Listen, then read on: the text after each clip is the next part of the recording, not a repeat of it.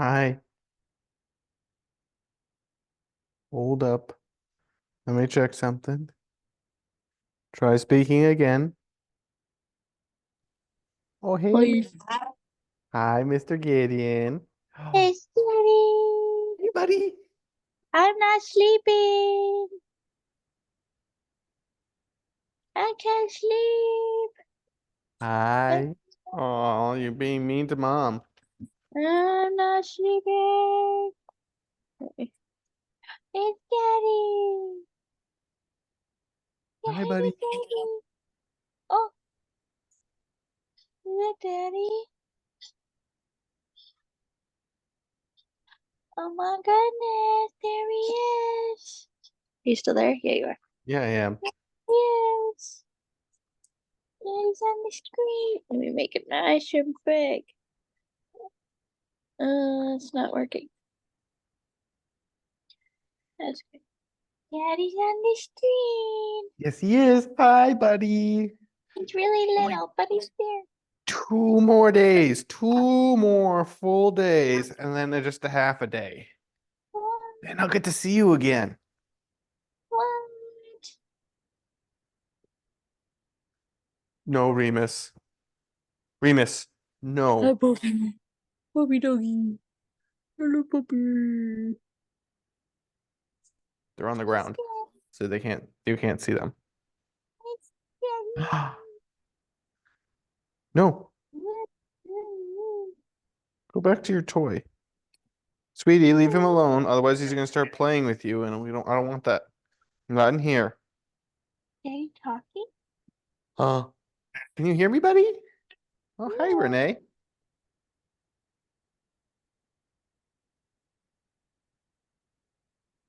Hey, Daddy. Hello, sorry about that. No, you're good. That's fine. Wait and see if anyone Uh, else will join us. Eric is here, but he's not logging in today. He's just gonna watch over my shoulder. That is perfectly fine. Mhm. Mhm.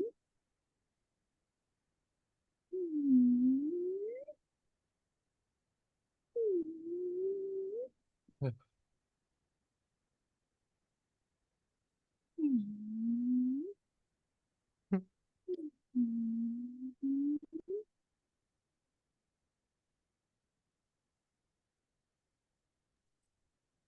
This one, if I remember right, was about if somebody asks you to walk a mile, walk two. Is that right? Yes, that happens. At one point in the episode. You Um, see, I've seen them all, but it was a while ago. It was like yep. So I'll back talk a in, little bit about it. yeah. Um, Okay, good. so that we can refresh ourselves on it. I saw it on Monday night. Excited When for I tomorrow to tried watch to episode watch 6. it, yeah, I tried to watch it on the app, but for some reason it's like on our TV. But the app on our TV is not playing the movie, so we had to pull it up on my phone. It is playing on my phone, so just had to do a little bit of juggling. Yeah. It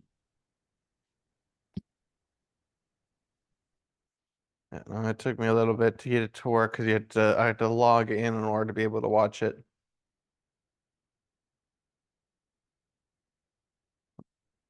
But I think we will get started with our summary, and if anyone wants to join later on, they can. But the evening we finally get to watch.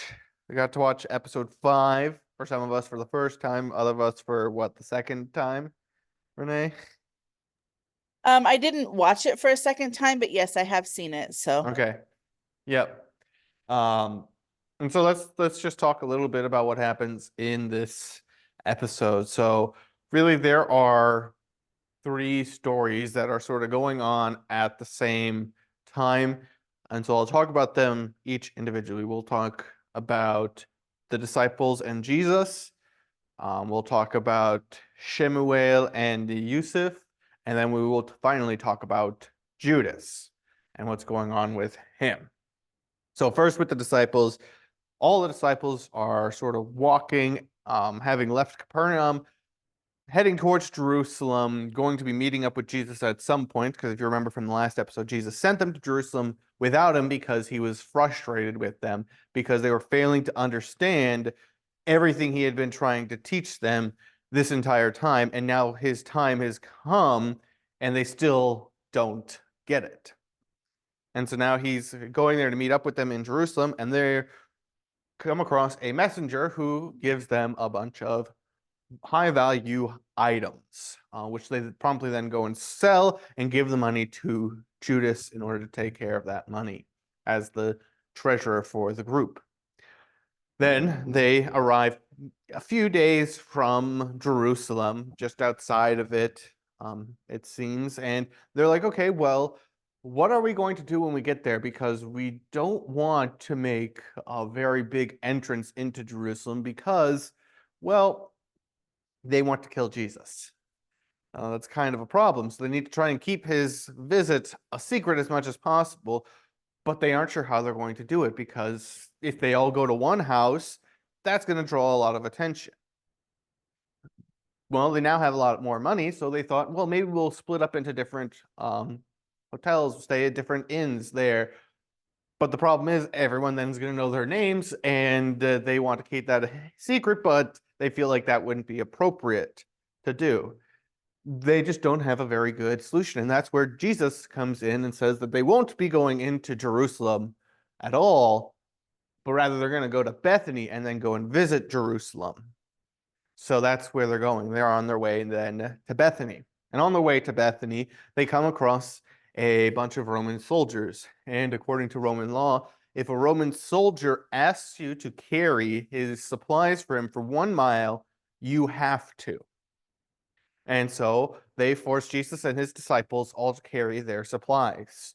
And on their way, they are mocking these disciples, these Jewish people, because they're Jewish.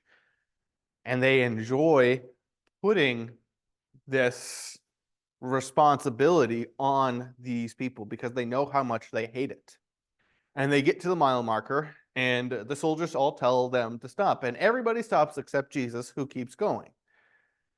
And when the soldiers ask him what he's doing, he's like, well, you're going to the Roman outpost, which is just another mile. Why not just let us take it the rest of the way? You can tell them we did this willingly, that you did not force us to do it, because that's the truth. You didn't force us to. I'm going to do this of my own free will. And so the rest of the disciples, seeing that Jesus is not going to back down on this, take up their stuff and keep going with the Roman soldiers. And the Roman soldiers are now much more friendly with them and take some of the supplies from them when they're stumbling, remove the helmets from their heads, and they all walk together and get back to the Roman camp, and then they go back to pick up their stuff and head to Bethany. When they arrive at the gates of Bethany, Mary comes running out to see Jesus and brings them to her home, which is where Jesus had been planning on staying. There he sees Martha, who's rushing to get everything ready because she knew he was coming and wanted to have everything ready for him and his disciples. Then Lazarus jokingly tells Jesus that he's not allowed to stay there, and there's a huge tension building as this is the first time the disciples are meeting Lazarus and have never met him before. But Lazarus lets them know that he's just messing with them and is joking with them, and that, of course, they are welcome to stay. Jesus finds out that Mary, who had made it there safely, and that she is currently out in the woods picking berries, and that she will be back later that evening. So Jesus and his disciples are now sitting in the house of Lazarus, Mary, and Martha. And Mary and Lazarus are both sitting there and listening to Jesus teach while Martha is getting everything ready. And Jesus tells them a parable of a landowner who goes and gets workers, tells them that he's going to pay them for the day, 1 denarius, and then goes and gets more workers and more workers and more workers. And at the end of the day, he pays them all equally. And the people who have been working all day are upset about that. But he says, are you upset because I am generous with my money? And it's at this point that Martha finally reaches a breaking point. She has been working really hard to try and get everything ready for Jesus and his disciples to feed him and everything, and trying to get Mary to help her without calling her out, but finally she can't do it anymore. She tells Jesus, just tell her to help me. This is what she should be doing anyway. And Jesus has her sit down and talk to her about this, telling her that what she is doing is a wonderful thing. It is a beautiful thing. And could Mary have helped? Yes, sure, she could have. But Mary was choosing something that was far more important. That was listening to Jesus' words. She can always be hospitable to other people, but he's only here for a short amount of time. So they need to listen to his words. And it's very important that she is here listening to his words. And she encourages her to also listen and learn from him, because these are very important things. Mary then agrees that she should have been helping more, but she got so excited in being able to listen to Jesus that she didn't think about anything else. And so everyone continues to have a very good time. Lazarus helps out his sisters, bringing food in for them, and everything is going great. Then we notice that Lazarus wanders off a little bit and is grabbing at his side, hinting at an illness that may eventually one day get him. Jesus then sees that his mother is there and goes and talks with her, and she washes his hair. And he takes the opportunity to talk about his frustration with the disciples, how upset he is that they act as if they know, but they do not know. They do not understand, even when he tells it to them in plain English, as it is in the episode, or in Hebrew as it would be in that day and time, Aramaic more likely. But he is frustrated with that, and she says that they're only human. And he says, well, I'm also a human. And it's that conflicting emotions of being frustrated with them, that they aren't getting it, but also wanting them to get it and understand it, that is really causing him problems. He is not upset with them to the point that he is going to disown them, but to the point where he needed some time alone before he could come back to them. And that's where really the story of Jesus ends, with him talking with his mother and coming to an agreement that he's just going to have to keep on teaching his disciples what's going to come and just be patient with them. So that's what's happening with the disciples and Jesus. Now let's look at Shemuel and Yusuf. Shemuel is listening to two sides have a debate about whether there is a resurrection of the dead, between really everyone else and the Sanhedrin, or the Sadducees. They are the ones who really only accept the first 5 books of the Bible. The rest, they say, really, they aren't really something we should listen to and find doctrine from. You should only listen to the first 5 books of the Bible. And so there's an argument between them, and Shemuel seems to be acting as moderator between them, trying to keep everyone on equal footing, as well as giving his own opinions about what he believes and understands about Scripture, being on the side of those who accept the rest of the Old Testament. But he calmly lets himself play both sides, pointing out that neither side is always addressing actual issues and are sometimes just calling people out for the class that they have. And that's when he sees Yusuf. And so he goes and talks with Yusuf and catches up with him. And he finds out that Yusuf finally decided to use his father's wealth in order to become part of this elite group so that he could help Jesus. But he doesn't say that right away. And you can see that both people in this situation, both Shemuel and Yusuf, are dancing around the issue of Jesus and their understanding of who Jesus is. We know that Yusuf is a believer in who Jesus says that he is. And we also have Shemuel, who seems to be second-guessing his opinions about Jesus, and we'll see where that ends up leading.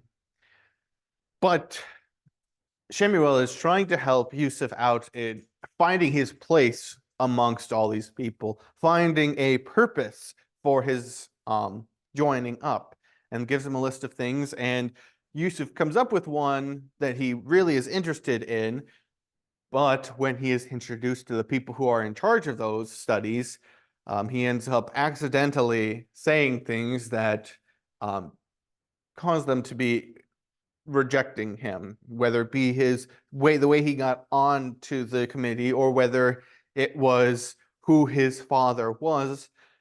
And so finally he meets with a man who is trying to restore Israel to the borders that it had before, and that he is focused on one place in particular, Beersheba. And he says that he has actually found a way that they might be able to actually achieve that goal. And that is by killing Jesus, because near the town of Beersheba is the city that Ramah came from, where her father lives, and he has been stirring up anger against Jesus in even Beersheba. And that's really where we leave off with Yusuf and Shemuel, both surprised that that's the way that that group is going to be going, that they're going to try and kill Jesus in order to get Beersheba. So now we finally get to Judas. Judas is dealing with a lot of conflicting emotions, as we see with his conversation between his former associate, that he is wondering how Jesus can be the Messiah and yet do all these things that really go against being the Messiah. He's not able to grasp what's going on. Plus, on top of that, him being in charge of the money, he's like, why aren't we doing more things with it? Why are we just saying, no, let's hold on to it?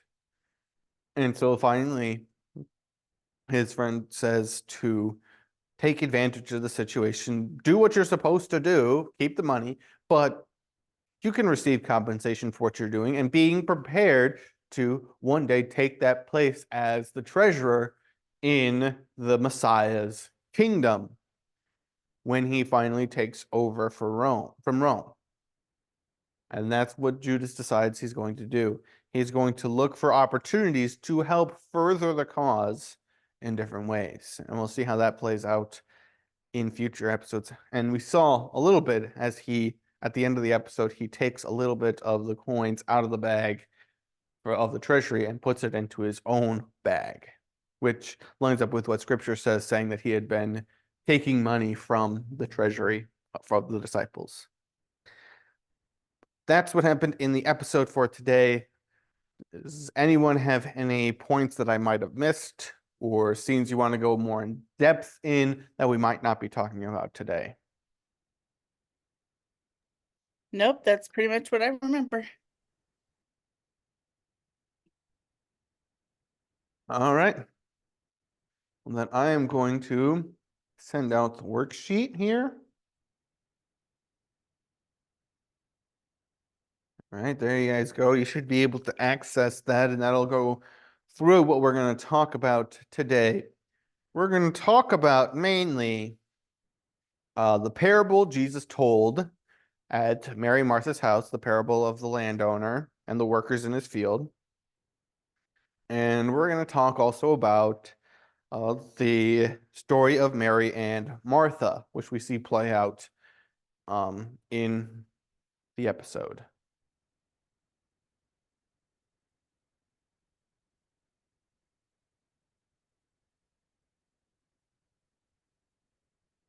Forgot to write down where they're from. I think Mary and Martha is from John.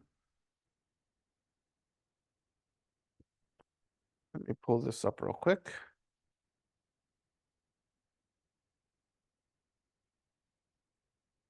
So you guys will know where those passages are found, because I forgot to write it down in the worksheet. I believe it's Matthew 20. Yes. So the parable is from Matthew chapter 20.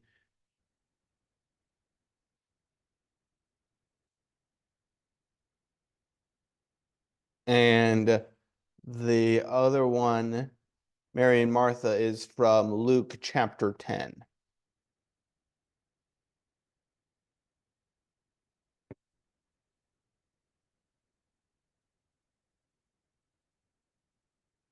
All right, so there was enough time for everybody to open it up.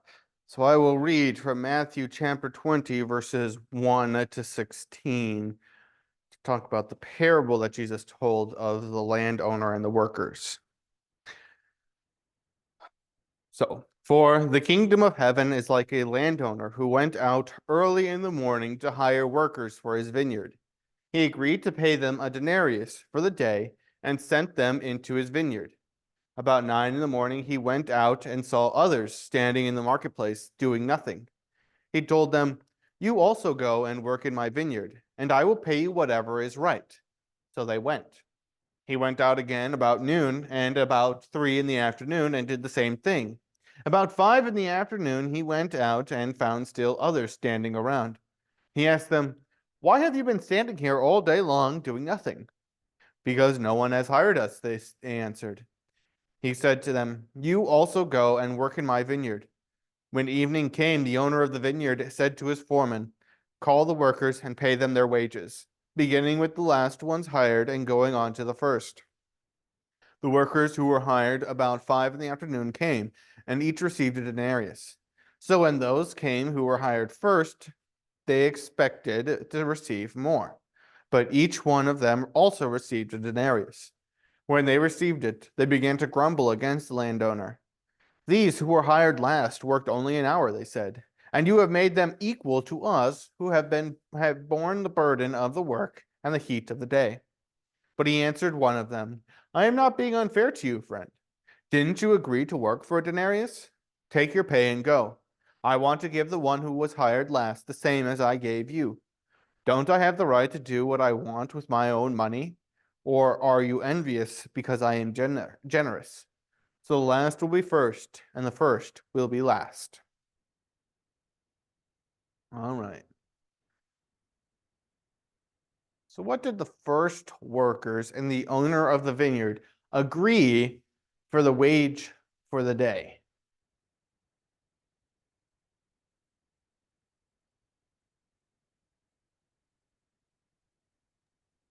They agreed on a denarius.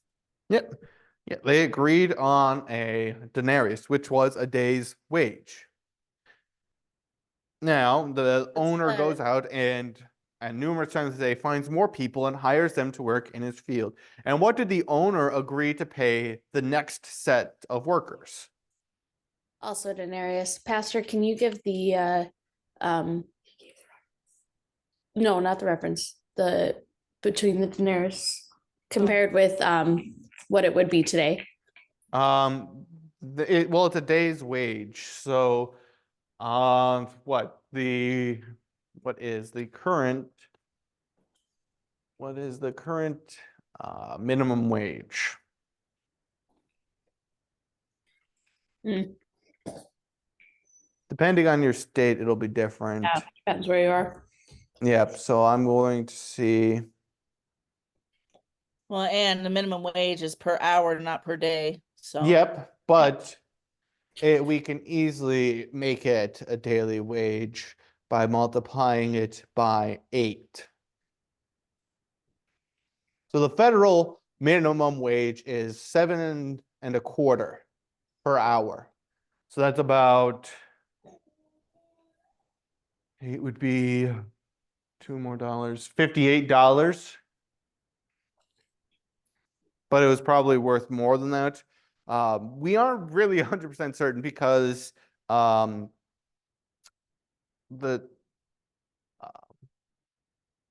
the past, the way that things were done was very different than ours. You could survive a day on a denarius, or you could buy not even one sheep with a denarius. So it's uncertain as to the best way to parallel them, but a day's wage seems to be the typical, usually a day wage of a day laborer. So really depends on how much that would be. So probably close to maybe probably $50 to $100.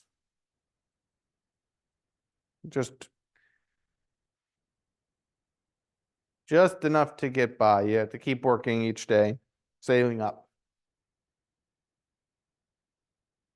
But there's no exact amount that we could give to say this is how much it actually is. Because price ranges were very strange back then. We have records of this where you're paid a day's wage, and then we get places where it says that was a monthly salary for some people, and you're like, okay, that doesn't seem like a lot. And so we're not certain as to how much it actually was. There's no exact way to do it. No consistent set. But what did the owner agree to pay the next set of workers? I heard someone say something, but is that what he said? Emma said that the ones who came later got the same, got a denarius. Did he say a denarius? Is that what he said in the? That isn't what he says. Hmm. That's the point I want to get across. What does he say he would pay them? The So the same first as- group, he says he'd pay them a denarius. The second group and consecutive groups, what does he say? Whatever is right. Whatever is right. He doesn't actually tell them, I'm going to pay you a denarius at the end. He just says, I'm going to pay you whatever is right. And that's it. They didn't know how much he was going to pay them, but they were going to get paid. So they went and worked. Maybe the reason why he gave them the full denarius is because they were still willing to work, even though they didn't know what they'd get out of it. Yeah, but we don't know his motives in the end, but he decided what was right was to give them the full day's wage. Yeah. Even the people who only ended up working just 1 hour, he gave them a day's wage. And that's exactly the answer to the next question is what did the owner end up paying each of the groups of workers? He paid them a denarius. A full day's wage, despite the fact that the last group only worked for 1 hour. Now, why were the first workers upset with their pay?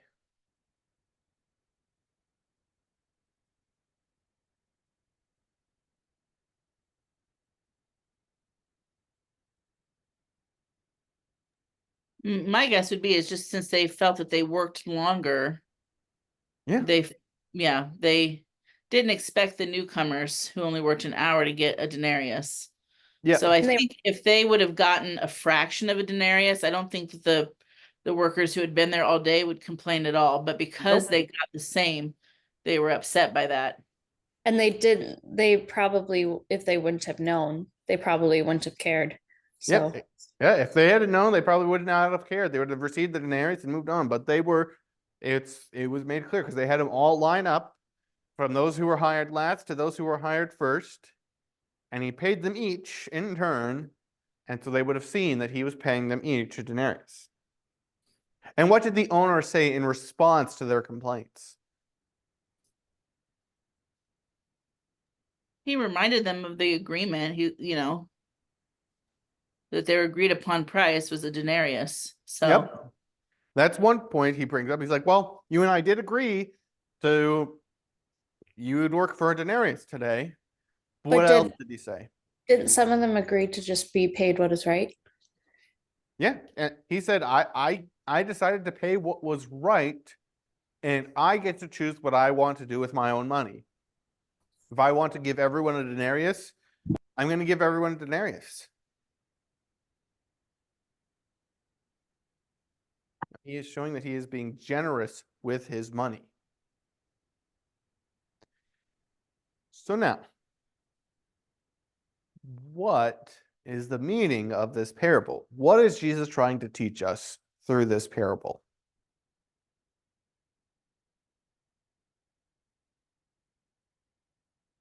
And he said, this is what the kingdom of God and the kingdom of heaven is like. the idea that you can be a believer your entire life and somebody who doesn't come to Christ until they're on their deathbed, they still get to go to heaven. Yeah. Yeah. Also, a good reminder that God's grace is for everybody, and our works are merely acts of faith and not the important part of our salvation. Yeah. Yeah, exactly. These people were told their reward and they worked hard, not because they wanted to earn more, but because they want to earn and to rightly earn what they would be paid. They do earn it, but in a way that it's already been promised to them that they would receive a denarius, that regardless of their work, they were agreed upon to receive a denarius. And then these other workers were receiving the same promise, but without knowing that that would be the end result. Same is true with Christians. We aren't always told right away or understand right away what God promises to us through faith, that we will receive eternal life in heaven. But that is, in fact, what he promises at whatever point in our lives or at whatever point in history we come to faith. Because we must work while it is day, and that is right now until Christ comes, which is when the new day would begin, the greater day that we look forward to. Well, we are much later in history than the disciples were, and the disciples are going through much harder times than you and I are today. We have the freedom to gather together openly as Christians, whereas the disciples, when the early church actually was starting, they had to go into hiding. And a lot of the early church was inside catacombs, and you had to know somebody in order to get into the church. There were a lot of precautions taken in order to become a follower of Jesus in the early church, up until the time where Constantine made it so that Christians could practice openly, and then later on when it became a official religion of the state. But yes, so it doesn't matter when we come to faith, we will all receive the same reward. Are there any questions about that parable? Not about that part, but I don't remember where it is, but it also still says you come to Jesus, but you're still going to be judged. And I know that Jesus's sacrifice covers us, but you're still held accountable for your actions, are you not? Or am I confusing that with something else? So the best place to look for an answer is the book of Revelation. I Okay. don't remember which chapter. It's in the later half of it. I think it might be even chapter 12. Mm-hmm. But in that chapter, whichever one it is, and I will try and find it real quick as I talk. It Because talks it's about the last. it's not like just because you believe in Jesus, you don't get a pass.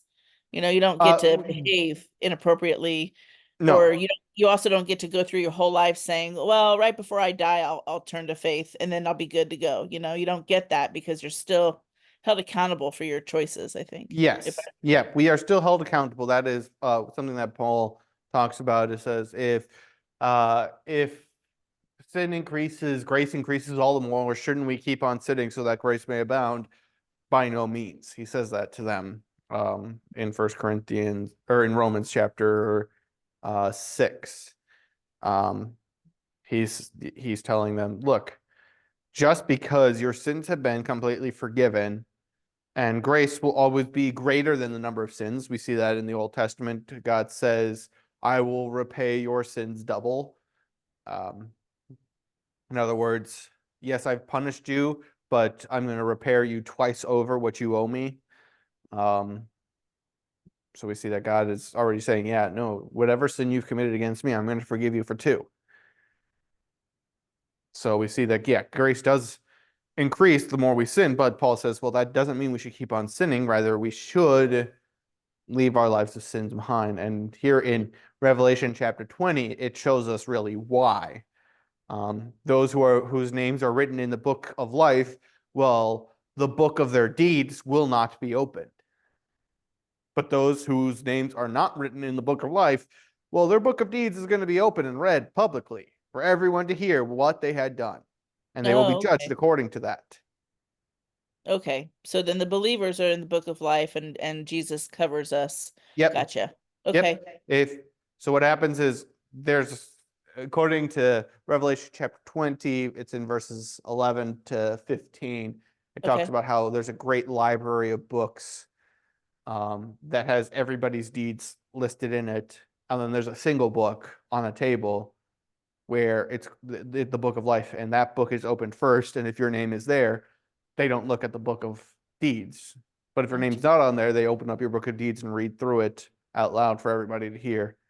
And each person will be judged according to that.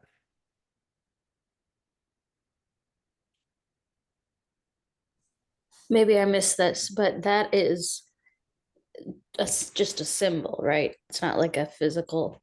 No, it's a symbol. Okay. Jesus talks about the same book of life. It could very well be a literal thing. When we get to heaven, we can go into this library of deeds, but there's only one book that's actually open, and that's the book of life, which has our name written down on it. Because Jesus talks about it a number of times, but obviously it's not going to be a literal book, probably a spiritual thing. It is just simply the list of all believers who will be in heaven. If your name is written down there, you'll be in heaven. Yeah, because Doesn't even matter. if you're well, and even the idea is he doesn't technically need a book. I mean, he Yeah. still knows all of our deeds. He's just choosing not to look at them Yep. because we're in the book of life. So Yep. And definitely here in Revelation is meant to be sort of a show of how great God's love is. You have 1,000 books on all your deeds that you have done throughout your life, but all you need is simply your name in another book, and those books just get tossed away, not even opened. No one cares. God doesn't care what happened in your life, even though he can show you. He knows everything that you did in your life. Because your name's there, he chooses to forget it. So then out of curiosity, so like when you're a believer and you are trying your hardest to live as, you're trying to be better every day than you were the day before. And of Yep. course you're going to fall short. Yep. But the fact that you're trying, and you're not trying because you're going to earn your way to heaven, Nope. you're trying because you're so grateful to Jesus that you're just trying your best. Yep. And when you like, let's say you still spend a whole lifetime of just not having some sort of weakness, whatever it is, not being a good communicator, or not always having expectations that you put on people, and then of course then they let you down, and then you get mad, even though that's still Yep. your sin of having the expectation. Yep. Those things are still forgiven, even though you were never able to correct them. Yes. Okay. Yep. This is where we get to what Paul talks about in 1 Corinthians chapter 3. Yeah, I do what I don't want to do, and I don't do what I should do. Nope, that's Romans chapter 7. This is Oh, sorry. in 1 Corinthians chapter 3. He's talking about the life of a Christian. Mm-hmm. He talks about we are builders, and we each have different things that we're building things with. We could build things with gold. We could build things with stone. We could build things with sticks and straw. Well, on Judgment Day, what God's going to do is he's going to take everyone's buildings and burn it down. Anything that's flammable will be burnt down and destroyed. Anything that remains will be given as a reward for you.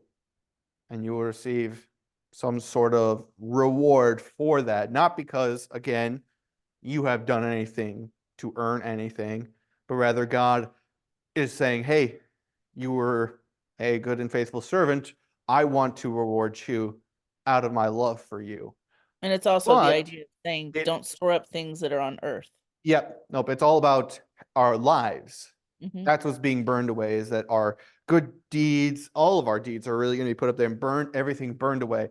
If you build on the foundation of Jesus Christ, if you're not building on the foundation of Christ, it's all going to be destroyed, and he's going to go, look, you got nothing. So you don't even get anything. If you're Right. not building on Christ, you're going to go to hell. But if you build on the foundation of Christ, whatever you build, it's going to be fine. He says that you'll escape as one through the fire. And you won't get anything for it if you're building everything out of sticks and straw.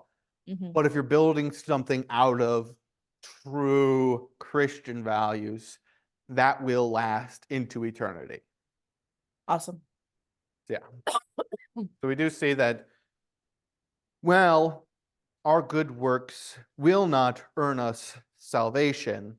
God is still paying attention to them, and will reward us in whatever way he is seeing fit, whether that be giving us something else, or whether it just be that our deeds are known in heaven and we are recognized as someone who was faithful to God in a way beyond that of your average Christian. Much like we hold the names of Paul and Peter in higher esteem, even though they would have said, we're kind of just your average guys. Paul They even even says called that. themselves the less of the others. Yeah. Yeah, Paul called himself the least among all the apostles. Yep. And he said, I could easily take on all of the accolades of being an apostle, but I choose not to because I'm not really like the other apostles. I'm slightly different. And to show that I'm different than them, I'm not going to act like they do because I don't feel like I have earned that sort of thing. But other times he goes, no, I am of equal importance as the other apostles. So you should be doing things and treating me with respect. But I won't always be acting that way. And that's usually, he did that with the Judaizers who were trying to downplay Paul and say, oh, he's not really an apostle. And he's like, okay, let me use my apostolic authority to prove you wrong and show you that you really should be treating me with more respect. And did anybody throw his past back in his face about persecuting Christians? I thought maybe that's why he always thought himself as less than the others, because he recognized. No, I don't think anybody tried to use that against him. I think Paul was very open about that. Gotcha. In Judea, everyone would have recognized him and known who he was. So he didn't have any way to hide it. And it doesn't seem as if he went about hiding that from the people he was meeting with. It doesn't mention it in the book of Acts that he brings it up a whole lot. He only brings it up a total of, I think, 2 times in his ministry. Once like in the middle of it, and then a third time is when he's on trial before Festus. He gives his whole backstory and tells everybody what he had done in the past and what happened to him, what changed him. But no, I don't think he shied away from it. I think everyone already knew who Paul was and what he had done. But sort of like what we do today is we point to Paul as hey, if this is false, why did this guy suddenly change his mind? He was completely against Christianity, and suddenly he's like, you know what? Christians are right. And he goes out of his way to prove it. Well, and it lets you know that there's hope for you too, because obviously everybody has their own past that they're not proud of or something. And of course, the devil constantly tries to bring you and remind you of that. And this is even more, it helps bring other people to faith because they realize they can, with faith, they can be forgiven too. So that's, it's cool. Yeah, it is. Definitely is. It also shows that it doesn't matter how long you've had faith, because I'm sure there are people in the congregation that Paul was speaking to that, since they were a kid had this faith. And all of a sudden Paul says, just recently, this happened to me. Yep. Oh. Now let's talk about Mary and Martha. Okay, so this is from Luke chapter 10, verses 38 to 42. So as Jesus and his disciples were on their way, he came to a village where a woman named Martha opened her home to him. She had a sister called Mary, who sat at the Lord's feet listening to what he said. But Martha was distracted by all the preparations that had to be made. She came to him and asked, Lord, don't you care that my sister has left me to do the work by myself? Tell her to help me. Martha, Martha, the Lord answered, you are worried and upset about many things, but few things are needed, or indeed only one. Mary has chosen what is better, and it will not be taken away from her. Right, so how might the real account differ from what we see in the episode?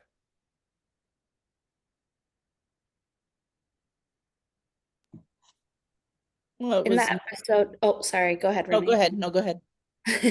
In the episode, I mean, I guess I didn't realize it before, but I was kind of, the way that they portrayed it, it made Mary seem very like almost like you could, she was doing it to not help versus doing it to listen to Jesus. I don't know, it seemed like she was almost acting wrongly versus in the way they say it in the Bible is she was sitting at the Lord's feet listening to what he said, but like Mary almost was watching Martha while she was making the preparations and listening to Jesus. Like she knew that Martha was working hard and knew that Martha was looking at her, asking her to help, kind of thing. So I guess Yep.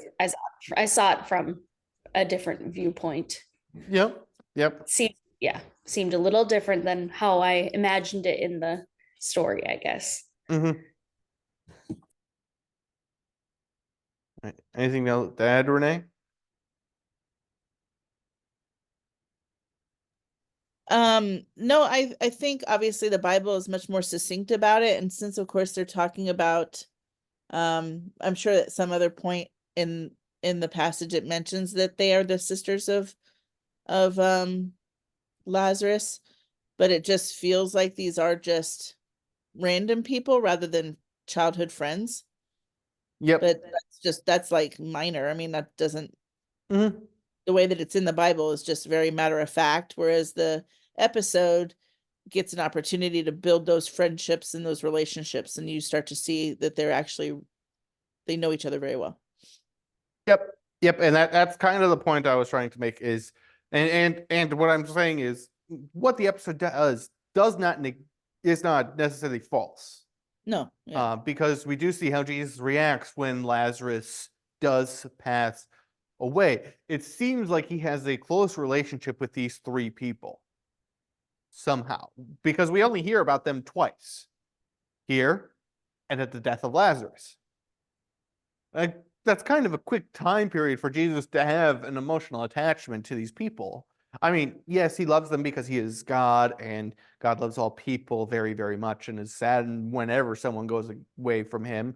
And to see someone die, someone he knows dies, that's a very sad thing for him probably to experience because, well, he knows this is wrong. But it could also indicate that there is a much closer relationship between Lazarus and Jesus and Mary and Martha. Oh, so the close of being childhood friends, that part is from just the episode? Yep, that is just from the Oh, episode. But the oh. Bible doesn't negate that. Here, when we were looking at what Luke says here, he's very much casual saying, oh, and they goes to this village, and there's a woman here, her name is Martha, and she decides to invite him over, and she has a sister named Mary. Mm-hmm. It's kind of like, oh yeah, there's these two women there too who decide to take him in as if they were strangers who listened to him once and invited him over to their house, sort of thing. But if you look at it, it also doesn't negate the idea that Martha and Mary might have already known Jesus, and that's why they invited him in. They went to this speak village. very informally with Yeah. him. I mean, they do sound very informal, other than calling him Lord. But Yeah. if he was a complete stranger, I don't know that I would have been complaining to him about my sister not helping me. Yes. Yeah. You know? Yep. And so there's nothing in this account in the scriptures that would negate the idea that they would have a much closer relationship to each other than they actually do in the account. The account doesn't really explain anything more other than there was a woman named Martha in this village, and she invited him over to her house to stay. that's exactly what we see happening in the episode, more or less. Mary's the one who comes out to bring Jesus in, but Jesus was already planning on staying there. So it's quite possible that Martha had sent word when she heard Jesus was coming to Jerusalem and said to him, "You can come and stay at my house here in Bethany." And so that's what Jesus was going there to do. So she had already opened her home to him. Mary's now going there to greet him and bring him in. Mhm. So that's the point I wanted to make, is that that close relationship is not negated by the actual account of what we see here with Mary and Martha. It's not supported in any way, and nor is it really supported in even the story of the raising of Lazarus, but it is something that could have been possible at that time. So we don't need to look at that with extra skepticism. It's just, okay, they took a direction with it in order to explain more the closeness that we seem to feel with Jesus weeping at the gravesite of Lazarus. All right, so now let's look at what the two sisters are doing. What were Mary and Martha doing? Different things. Yeah, let's be specific. Yeah, Mary was just listening to Jesus, and Martha was doing all the work. So Yeah. And obviously I don't know if her effort to try to make things as perfect for Jesus as possible might have been her way of saying thank you, whereas Mary's is listening to him. I don't know. I mean, because I Yes. know as a mom, when I have people come over, I do want the house to look really nice, but it's so that they feel welcome. It's not for myself. Well, I guess it is kind of for myself, but yeah. Yep, and I think that's really what Jesus was trying to get through to her, is that, hey, what you're doing, it's a great thing. I'm very grateful for what you are doing. And in the end, they give thanks to her. They clap for her and they thank her for all the work that she did for them. And that was her way of showing devotion to Jesus. Like, Right. you're a very important person to me. I want to make sure that everything is perfect for you, that you're well fed, that you have everything that you need, and that everything is being taken care of. The one issue she was having was that she was allowing that to distract herself from what Jesus is saying. If she had been perfectly happy and getting all this food together for them and then came and sat down, but no, she was frustrated that Mary was just sitting around doing nothing. And that's when she addresses Jesus. And what does Martha tell Jesus to do?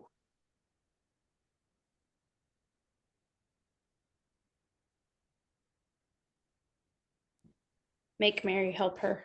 Yeah. Tell my sister to help me. That's what she's supposed to be doing. She's supposed to be helping me. And what does Jesus remind Martha of? That Mary has chosen better and it will not be taken away. Yeah. That Mary has chosen what is better. Not that what Martha is doing is not good, but Mary had chosen something better. What would have been the case, say, like Martha and Mary both chose to listen to Jesus and not do anything because Jesus specifically says, it is important that Mhm. Martha is doing this. Like, what's the line? I think what we see here is Martha crossing that line. Yeah, she didn't stop working once he arrived. Do everything you can to prepare before Jesus gets there, but then after that, stop. Oh, okay, I see. So she did more than she should have, is what he's saying. It says that well, I think the key word, if you look at verse 40, it says, but Martha was distracted. There we go. Okay. By all the preparations. So if she, which I think is very possible, if she had been playing hostess and still listening to Jesus, talking with him, taking in what he's saying, this wouldn't have come up. Jesus wouldn't have said, hey, sit down, stop doing that. Look at Mary. Look, she is doing what is better. He wouldn't have said that. He would have just let it be. we wouldn't have had this account. But it's because Martha came forward and said, Lord, tell her she's doing something wrong, because that's what she's doing. She's doing something wrong. She should be helping me, taking care of everything. And Jesus is like, no, no, no, you've got it backwards. Look, what you're doing is good, but you're doing the wrong thing by allowing it to distract you from what's truly important. Only one thing is needed, and that is me. I'm here to save you from your sins. So it's okay if everything's not perfect, because this is a fleeting thing here on earth. I have something that will last forever. Good. I'm gonna use that when my house is a mess. Hey, I'll be like, yeah, no, it is. I was what- listening to Jesus, okay? Jesus says the dishes will be there tomorrow. I'm just following what he said. Exactly. Well, actually, he says they Came to might me in a not be there vision. tomorrow. Well, that's true. That's true. It's not important. Yeah. Yeah, it's fleeting. Every You day don't is know a if they're gift going to of be there God's grace. tomorrow, but it's not important. That's why my Maybe- house is still a mess. Great. No, I'm cleaning it. I'm cleaning it slowly but surely. But yes, so Jesus's point here is that it's not that hospitality is bad. You should only sit down and listen to Jesus, but rather he's trying to say to her, look, what you're doing is a good thing, but listening to me is more important. That is the important part. So that's Well, it point kind of here. goes back to I don't know where in Ecclesiastes, but the idea is that there's a time for everything under the sun, and now that he's here, especially since he won't always be with them once he gets persecuted and goes to heaven, he won't be with them anymore. Yep. So now is the time to take it all in. Yep, and you're thinking of Ecclesiastes chapter 2, or you're thinking of who sings that song? I can't remember it. I think it's I don't know, but I Birds. remember it from Footloose. When he's telling the council about having the dance, and he's like, look, the Bible tells us that there's a time to laugh and a time to, dance, and a time to be mournful and all that. So, but I do know it is in Ecclesiastes. I read it. I just don't know exactly where. Yeah, it's Ecclesiastes chapter 2.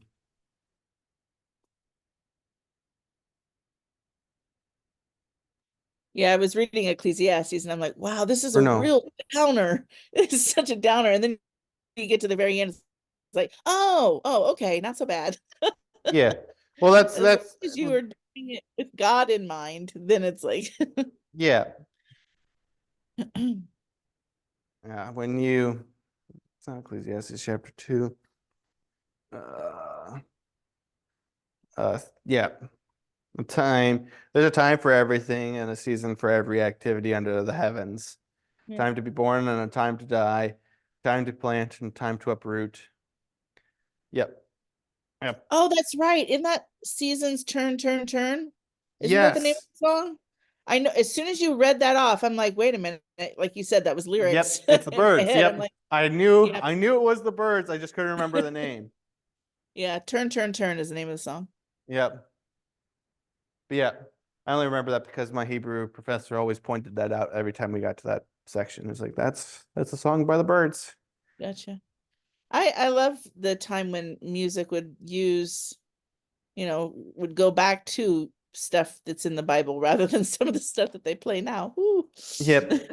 Although the meaning that the Birds had versus Right, what I know. Solomon had was pretty much the opposite.